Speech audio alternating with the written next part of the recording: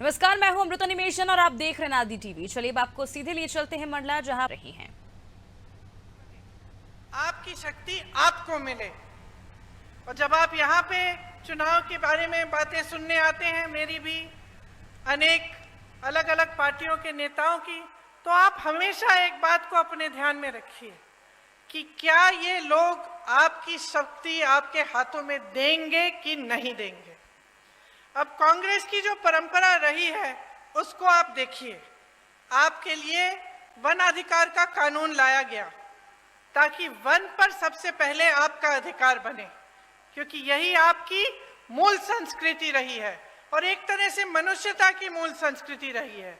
तो इसको बचाने के लिए और मजबूत पर करने के लिए आपको वन का अधिकार दिया गया था।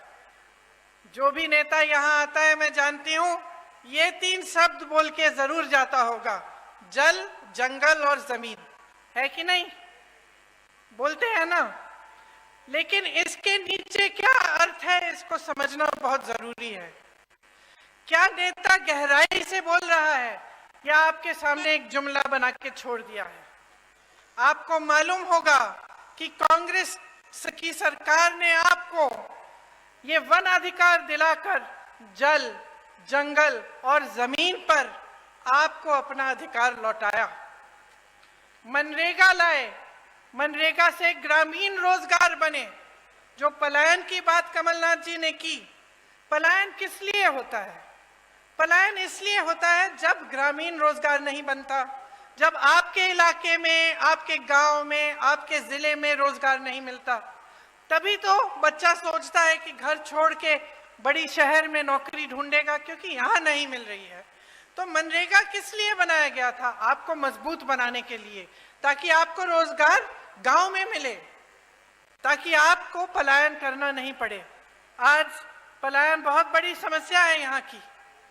भोजन का अधिकार का कानून मिला आपको, इससे आपके बच्चों को जो भोजन का अधिकार है वो दिया गया कि सरकार की जिम्मेदारी बनती है कि आपको भोजन मिलना है। पंचायत व्यवस्था को कांग्रेस की सरकारों ने मजबूत किया। जो पैसा पंचायत को आना चाहिए था वो आया। पंचायत में जो निर्णय लेने चाहिए थे कि आपके यहाँ कुछ काम कराना है या कोई समस्या है, उसको सुलझाने के लिए वो पंचायत में ही लिया जाए, ये कांग्रेस की सोच थी। इन सब चीजों से आपके हाथ मजबूत हुए। अब आप अगर देखें तो जितने भी अधिकार कांग्रेस ने आपको दिए और जो जो काम आपकी मजबूती के लिए किए, जब भाजपा आई तो एक एक करके ये अधिकार आपसे छीने गए।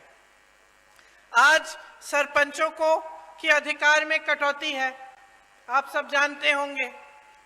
मनरेगा को लागू ही नहीं किया, पलायन और बढ़ गया है क्योंकि गांव में रोजगार नहीं मिल रहा है। आपकी जमीनें छीनी जा रही हैं, आपको उपज के सही दाम नहीं मिलते, आप विरोध करते हैं, प्रदर्शन करते हैं तो आपके ऊपर गोलियां बरसाई जाती हैं। वन का अधिकार ही खत्म कर दिया। कमलनाथ जी ने आपको पट्टे दिए थे, आपको याद होगा उस 15 महीनों के सरकार में उन्होंने आपको पट्टे दिलवाए और ये काम भी इन्होंने रोक दिया है भाजपा ने। तो देखिए, आपका जो समाज है, मेरी बहनें बैठी हुई हैं, आपका जो समाज है इसके साथ बहुत अत्याचार हुआ है। आपने देखे होंगे इतने सारे जो वीडियो वायरल हुए हैं।